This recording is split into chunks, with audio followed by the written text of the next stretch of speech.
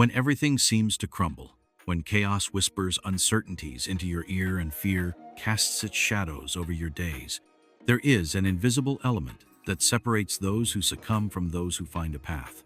Critical thinking. If we were characters in a cosmic game, this skill would be the equivalent of an invisible energy shield, capable of protecting against manipulation, irrational fear, and the illusions that surround us. Did you know that the human brain is programmed to see patterns, even where they don't exist?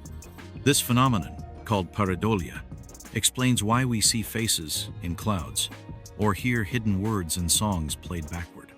Studies in neuroscience have shown how our brain is highly efficient at detecting patterns, even when there is no pattern at all. This is an evolutionary adaptation that helped us survive, but it can also lead us to see threats where there are none. It makes us wonder, what if we are applying this same mechanism to reality, creating monsters where there are only shadows?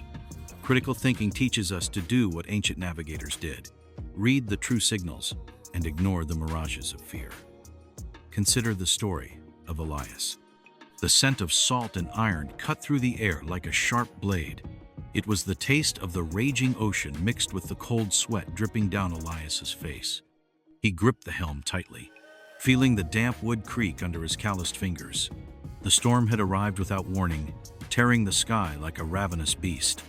The boat danced wildly, rising and falling over waves that seemed like walls of black water. Each impact made his bones vibrate, and the deafening sound of rain pounding against the hull was like 1,000 hammers striking wood and iron.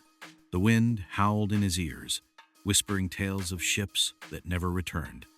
Elias blinked against the water streaming down his face. The darkness was total: no stars, no moon, just an infinite blackness and curtains of rain lashing his skin like icy blades. But he knew that a sailor's eyes were his other senses. He needed to feel the sea. He closed his eyes and took a deep breath. The air had a metallic taste, charged with electricity. The storm was still at its peak, but there, amid the chaos and fear, he found something: a rhythm, a pattern.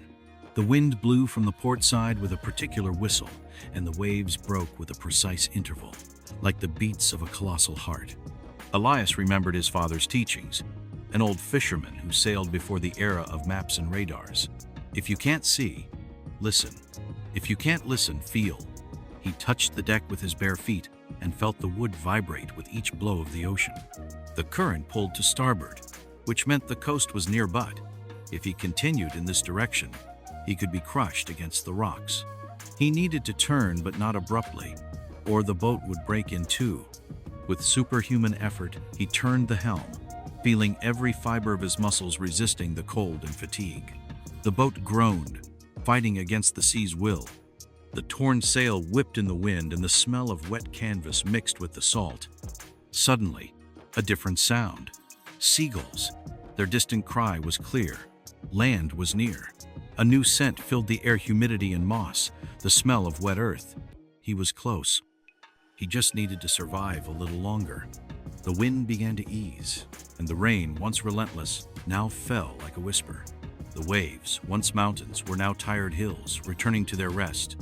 When Elias finally felt the hull bump against the sand, his body collapsed from exhaustion. The taste of salt still burned his mouth, but now it was a sweet taste, the taste of victory over the ocean. He opened his eyes, and for the first time in hours, he saw something other than darkness. The sky began to lighten, tinged with pale gray, and between the first rays of morning light, Elias smiled. He had listened to the sea, felt the wind, tasted the storm, and won. The human brain is like a sailor facing a storm in the middle of the ocean. When everything around is a chaos of wind, waves, and darkness, it needs to find patterns to survive. Sometimes, what seems like a threatening shadow on the horizon is just a trick of the light on the waves. Other times, distant thunder sounds like the roar of a non-existent monster. This phenomenon, called pareidolia, is like a thick fog at sea. It distorts shapes and creates illusions, making the sailor see islands where there are only mists. Similarly, our minds find faces in clouds, hear hidden whispers in backward songs, and even perceive intentions where there is only chance. It is a survival instinct, a compass that can both guide and disorient us. But there is a difference between an experienced navigator and one who gets lost in fear. Critical thinking is like the ancient knowledge of navigators, who knew how to distinguish the mirages of the desert from the true signals that indicated land. They did not let themselves be deceived by fear or by thunder that seemed to announce the end. Instead, they felt the wind, listened to the seagulls, read the stars, and followed only the true signals. Similarly, if we do not learn to separate the true waves from the ghosts of the ocean, we may end up navigating straight into the rocks. After all, how many times do we create monsters in the dark when all there were passing shadows? Imagine you are in a boat in the middle of a storm. What true signals would you look for to navigate safely? Or better yet, visualize yourself with anxiety and information overload. Imagine your mind is a boat in the middle of a storm of thoughts. What true signals would you use to find clarity and not get lost in the sea of anxiety? Just as a sailor needs to distinguish normal waves from real danger, someone suffering from anxiety needs to learn to separate real concerns from exaggerated fears created by the mind. For those who need to make decisions in a chaotic world, imagine you are navigating an ocean of choices, and a storm of opinions and doubts threatens to steer you off course. How would you distinguish the true signals to make the best decision? In a world of information overload, making decisions can feel like sailing without a compass. Critical thinking helps separate facts from noise. And if you are in a relationship with distorted perceptions, imagine your emotions are a boat facing the unpredictable winds of relationships. What true signals would you follow to avoid shipwrecks? In romantic or interpersonal relationships, sometimes we see storms where there are only breezes. Knowing how to identify true patterns prevents creating non-existent problems. Another great challenge: propaganda and media manipulation. Imagine you are in a boat surrounded by a sea of contradictory information. How would you know which signals are true and which are mirages created to disorient you? Fake news and emotional manipulation work like illusions on the ocean. Critical thinking is the compass that keeps us on course. Think about a recent situation where you reacted impulsively. How could you have used strategic silence to handle the situation better? Share your experience in the comments and see how others are learning to use strategic silence. Remember, panic and quick emotional responses are evolutionary shortcuts that once saved our ancestors from predators.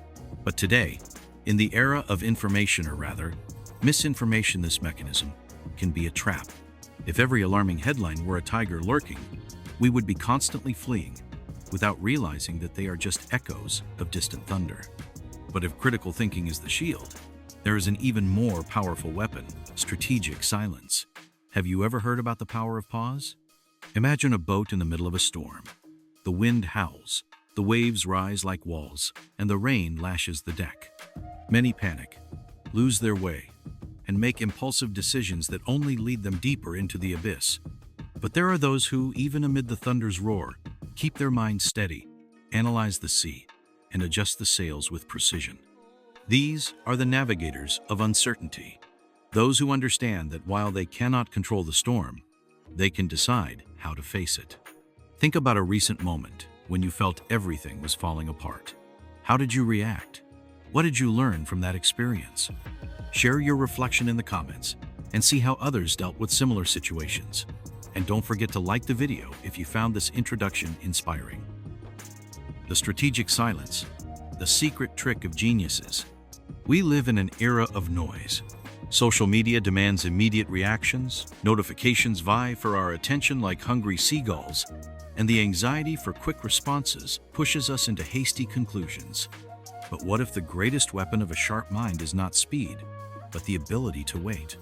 Did you know that Nikola Tesla used to visualize his inventions completely in his mind before building them? He called it visual thinking, a technique he used to refine ideas before bringing them into the real world. If great minds like Tesla and Da Vinci used pauses to create, why do we insist on reacting to everything in the heat of the moment? Strategic silence is not omission, but mental refinement. It allows us to absorb information, filter out the noise, and avoid falling into the trap of emotional impulse. And speaking of impulsive reactions, there is a phenomenon that might be manipulating your choices without you realizing it: the illusion of control. The ability to pause and reflect before forming an opinion is one of the most valuable skills in times of crisis. Instead of rushing to take sides or repeat unverified information, take a moment of silence, a moment of analysis before judgment. Critical thinking is not just a survival tool, it is an art refined by patience, study, and the humility of recognizing that we do not always know everything. The illusion of control. Are you really in command? The world may be in chaos, but there is always something we can control: our reaction to it. However, the human mind has a problem. It hates uncertainty. Studies show that the brain prefers to receive confirmed bad news rather than live in uncertainty. This explains why we accept simplistic explanations for complex events. Our minds want to fill in the gaps, even if it is with incorrect information. This phenomenon is called the uncertainty aversion bias, and it is precisely why many cling to any theory that offers a sense of security, even if it has no real basis. Critical thinking teaches us to accept the discomfort of doubt and to seek answers patiently, rather than adopting the first convenient explanation. But what happens when fear takes over? There is a simple trick to reprogram your mind and regain control. When we refuse to be victims of emotional manipulation, when we train our minds to seek logic and coherence, we become truly free. And like the captain who keeps his hands firmly on the helm, we find a safe path even when the winds blow against us. How to maintain serenity when everything around you collapses. There are moments when the world seems to crack in half. Reality, once firm as stone, cracks under the weight of the unexpected. The heart races, thoughts tumble, and the mind gets lost in a labyrinth of dark suppositions.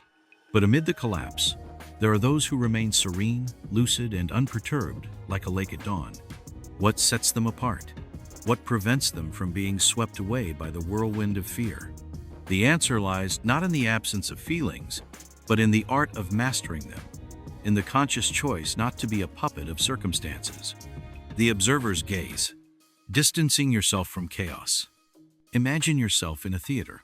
On stage, the tragedy unfolds: screams, tears, the chaos of a story that seems irredeemable. Most people are trapped there, inside the scene, feeling every blow of fate as if it were real. But there is a small group in the audience observing. They see the plot, understand the pain of the characters, but are not consumed by it. This is the difference between acting with lucidity and reacting impulsively.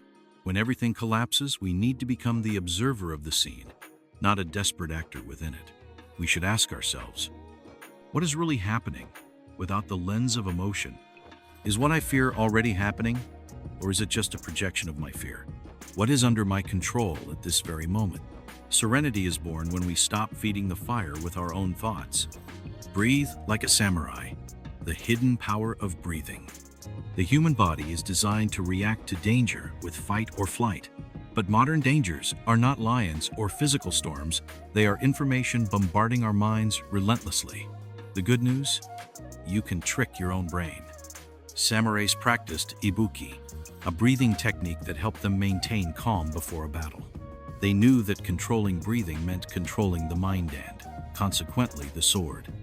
Breathing deeply, consciously, and rhythmically reduces cortisol levels, the stress hormone, and activates the parasympathetic nervous system, which slows the heart and brings mental clarity. If a technique used by warriors for centuries still works, it might be time to revive it. But there is something even deeper than breathing: the ability to choose your battles. After all, are all discussions and problems that keep you up at night really worth the fight?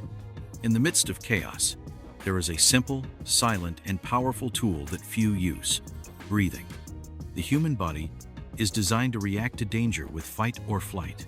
The heart races, muscles tense, and the mind narrows in search of quick solutions. But modern danger is rarely a lion about to attack it as words, news, uncertainties multiplying in the mind. Breathing deeply, slowly, and consciously sends a signal to the brain that you are safe. Panic subsides, thoughts clear, the storm becomes just rain. Choose your battles. The sage's trick for a light life: Imagine a warrior who fights against everything and everyone. He expends his energy on every small conflict, wears himself out in trivial arguments, and when the real battle comes, he is exhausted. Did you know that lions only hunt when necessary? Unlike many predators, they do not waste energy. They choose the right moments to act. We can adopt this mindset. Before expending your energy on a discussion, a problem, or an offense, ask yourself, will this still be important a year from now? Am I seeking justice or just feeding my ego? If I ignore this, will my life improve or worsen? The answer may surprise you. Often, the best strategy is simply not to engage in the fight. And what if we said that even moments of failure can be great opportunities? The key is to change how you perceive them. Often, suffering comes not from the event itself, but from our resistance to it. We want everything to return to how it was before. We refuse to accept change. We fight reality. But fighting the inevitable is like trying to hold water in your hands. It slips away, escapes, and leaves us exhausted. Acceptance is not giving up, it is stopping the waste of energy on what cannot be changed and using it to transform what is within our reach. Serenity arises when we understand that not everything needs an immediate response, that time has its own rhythm, and that often the best action is to wait wisely. The stone in the path, an obstacle or a stepping stone. Every adversity carries a choice within it, to be crushed by it or to use it as a boost. Thomas Edison failed more than 1,000 times before inventing the light bulb. When asked about his failures, he replied, "I have not failed. I've just found 10,000 ways that won't work." Critical thinking not only protects us from mistakes and manipulations, but also teaches us to reinterpret failures. If every error is seen as a step, then failure ceases to be the end and becomes just the beginning of something greater. The next time you face a challenge, ask yourself, is this stone in the path a burden or a stepping stone? The answer can change your life. The world may crumble around you, but no one can take away your ability to remain steadfast, to breathe deeply, and to see beyond the chaos. Now, take a pause, close your eyes, and breathe deeply, slowly, and consciously. Feel the air filling your lungs and bringing clarity. Think about a difficult situation you are facing. How can critical thinking and serenity help you deal with it more balanced? Remember, being serene is not being indifferent. It is having the strength not to be controlled by fear. It is understanding that even in the darkest moments, there is always a dawn waiting to be born. Making smart decisions under pressure. The power of strategic reflection. Life often places us at crossroads where time is short and the consequences are long. The heart beats fast, the mind fills with doubts, and the world demands an immediate response. How do you make the right decision when the weight of the moment presses like an overwhelming tide? The answer lies in the art of strategic reflection, the ability to see clearly even when everything around is foggy. Pressure, a fire that can burn or forge. Imagine a blacksmith at his forge. He heats the metal until it is incandescent, malleable, ready to be shaped. If he strikes haphazardly without precision, the metal deforms, loses its essence. But if he knows where and when to strike, he creates a sharp, strong, perfect blade. So it is with decisions under pressure. The critical moment can make us crumble or transform us. But for that, we need to hold the hammer with firmness and wisdom. The power of a second. Pause before action. Critical thinking. The key to clarity in chaos. In tough times, emotion can be a trap. Fear paralyzes, anger blinds, and anxiety makes us see monsters where there are only shadows. Critical thinking, however, acts like a beacon, illuminating the facts, separating the real from the illusion, filtering out the noise of the world to find the hidden truth. But what does it really mean to think critically? It is not just about being intelligent, but about questioning, analyzing, and resisting the seduction of easy answers. When everything seems to be falling apart, our minds crave certainty, and often we accept any narrative that comforts us. But we must resist this temptation and ask, is this really true? Or does it just seem to be? Am I reacting with logic or being driven by fear? What evidence supports this statement? Who benefits if I believe this? These questions are like anchors that prevent our minds from being swept away by the currents of misinformation and panic. When everything seems to demand an immediate response, a second of silence can be the difference between an impulsive error and a brilliant choice. Strategic thinking is not born of desperation, but of the ability to breathe before reacting. Even under fire, great leaders, the best strategists, and survivors of the greatest adversities learn to pause, if only for a moment. That's why, before deciding, I'll remind you and add more questions. Am I reacting to fear or choosing with clarity? Does this decision bring me closer to or further from my goal? If I look back a year from now, will I be satisfied with this choice? This small pause may seem insignificant, but it is within it that wisdom infiltrates the chaos. The trained instinct. When the right decision arises effortlessly. Making good decisions under pressure does not mean relying solely on logic. Often, the best choice arises from a cultivated instinct. Great masters of martial arts do not think before acting. They train so much that the body responds on its own. Similarly, if we cultivate habits of analysis, practice critical thinking daily, and learn to listen to our intuition without being slaves to our emotions, the right response will arise like a precise reflex. Accepting that there is no perfect path. One of the biggest traps of decision-making under pressure is the search for the perfect path. The fear of making a mistake paralyzes us, makes us hesitate when we should advance. But the truth is that every choice has risks. The secret is to take responsibility for the choice, learn from mistakes, and move forward without looking back with regret. The mind that sees beyond the moment. In tough times, the best decisions are not made by those who act quickly, but by those who know where they want to go.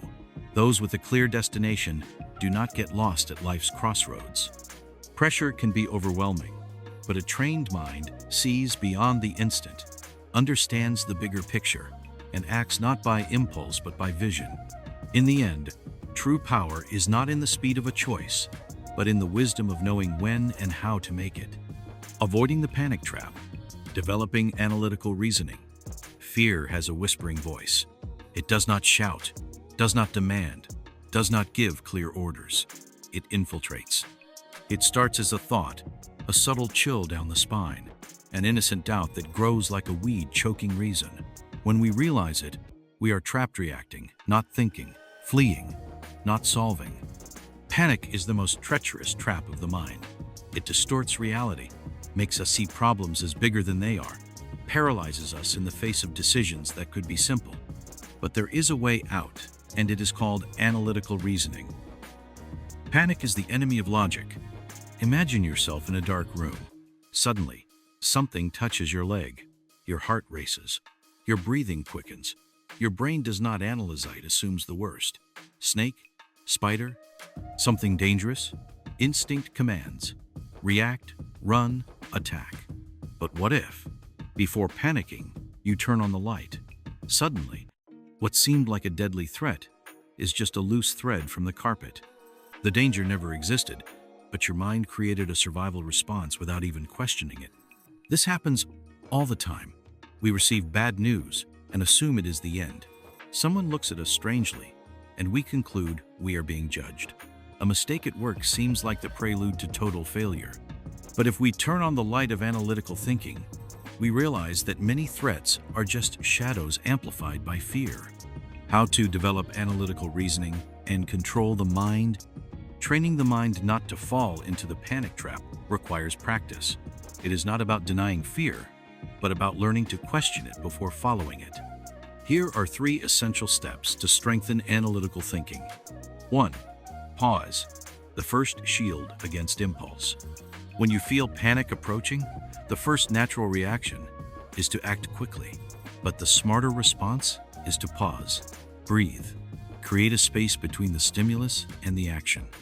Before reacting to any situation, ask yourself, am I interpreting the facts or just feeling the fear? Is there another possible explanation for what I am seeing? What would a calm and logical person do now? This small pause can be the difference between a hasty decision and a smart choice. 2. Collect the facts. The truth is in the details. Panic is born of uncertainty. The less we know, the more our minds invent responses, and almost always the most catastrophic ones. Analytical reasoning, on the other hand, seeks concrete facts. If something worries you, do not rely solely on your emotional interpretation. Ask, investigate, confront the data. Often, a simple piece of information can dismantle a frightening scenario. 3. Simulate alternatives. See beyond fear. People who master analytical thinking do not fixate on the problem, they mentally test solutions before acting. In the face of a difficulty, try imagining, what is the worst realistic scenario? Not the exaggerated one, but the realistic one. What are the possible ways out? What has worked in the past in similar situations? This technique not only calms the mind, but prepares you to act with intelligence. Control of fear is mastery of life. Panic has never led anyone to the top, never solved a problem, never built anything. It only destroys, confuses, paralyzes. But analytical thinking, this is the true power. The mind that questions before reacting, that turns on the light before fleeing, that seeks facts before falling into despair, becomes invincible in the face of adversity. And in the end, it is not fear that defines us. It is the choices we make despite it. The wisdom of choosing your battles. Not everything is worth your energy. There is an invisible weight we carry without realizing. It accumulates in daily worries, small conflicts, frustrations we collect like thorns stuck in our skin. We fight battles we did not even choose, waste energy trying to win trivial arguments, and at the end of the day, we feel exhausted without having achieved anything. The truth is that not every battle is worth fighting. Not every problem needs to be solved now. Not every criticism deserves a response. Knowing where to focus your energy is the difference between living overburdened or living with purpose. The exhaustion of fighting all the time. Imagine a warrior who at every challenge draws his sword. He does not assess the enemy, does not think about strategy, simply fights all the time.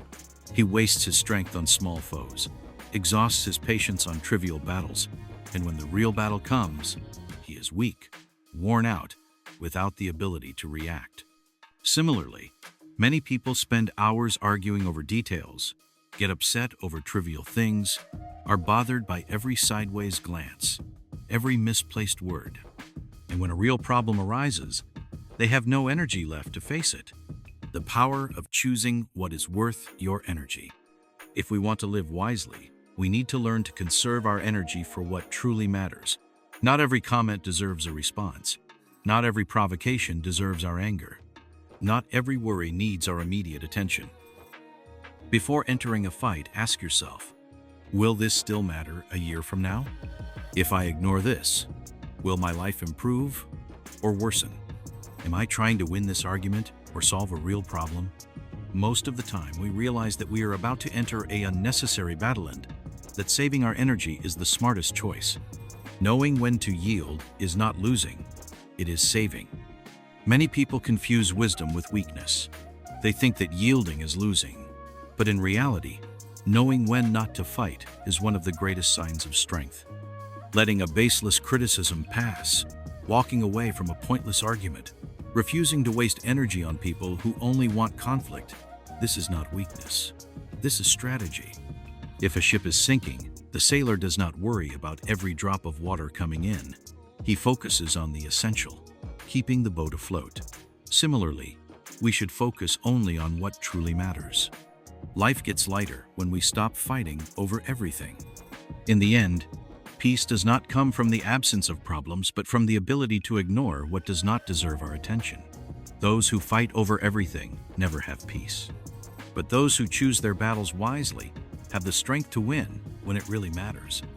And believe it, many things improve when we simply decide not to care about what does not add value to our lives. Transforming adversity into opportunity with critical thinking. Life, in its rawest essence, is a field of unpredictable battles. Each day can bring an unexpected challenge, a painful stumble, a door closing without warning. But there are those who, facing the storm, do not give up. They see beyond the pain, beyond the loss, beyond the fear. They understand that every adversity carries, in its wild heart, a hidden opportunity. Critical thinking is the compass that guides us through the chaos. It teaches us not just to endure challenges, but to redefine, reshape, and transform them into stepping stones for something greater. Pain is a portal to growth. Imagine a river blocked by a colossal rock. At first, it seems like the end of the road, an insurmountable obstacle. But water, patient and wise, does not fight against the stone. It adapts, finds new paths, opens invisible passages, and over time, it wears down even the hardest barriers. Adversity acts like that rock in our lives. If we see it only as a blockage, we feel paralyzed, without a way out. But if we use critical thinking, we discover paths that were previously hidden. Failure becomes a lesson. Rejection becomes redirection. Challenge becomes fuel for innovation.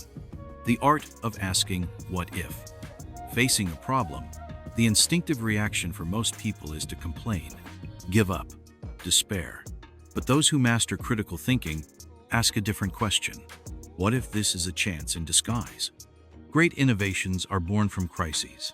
Great stories of resilience emerge from moments of despair. People who lost everything reinvented their lives with a simple change in perspective. It is not what happens to you that defines your journey, but how you interpret what happens. Ask yourself, what can I learn from this? How can this situation make me stronger? What opportunities might be hidden in this challenge? The answers might surprise you. Today's pain can be tomorrow's triumph. Adversity is not the end. It is the beginning. History is full of examples of people who found greatness in their darkest moments. Writers who turned their pain into books that changed lives. Entrepreneurs who failed and came back stronger. Scientists who failed 1,000 times before discovering something revolutionary. If each of them had seen failure as a dead end, the world would be a poorer place. But they chose to see adversity as a starting point. The power is in your hands. You can be crushed by challenges or use them as a lever for growth. The secret is not in luck, wealth, or chance. It is in the way you look at obstacles. Critical thinking gives us a rare gift, the power to rewrite our own story. So the next time you face adversity, ask yourself, is this stone in the path a burden or a stepping stone? The answer can change your life. Now, take a pause, close your eyes, and breathe deeply, slowly, and consciously. Feel the air filling your lungs and bringing clarity. Think about a difficult situation you are facing. How can critical thinking and serenity help you deal with it more balanced? Remember, being serene is not being indifferent. It is having the strength not to be controlled by fear. It is understanding that even in the darkest moments, there is always a dawn waiting to be born.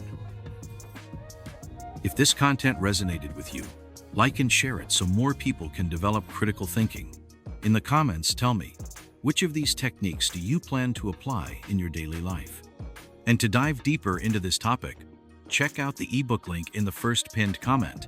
Also, before you go, choose one of the videos on the screen to continue your journey of self-discovery and growth. See you there.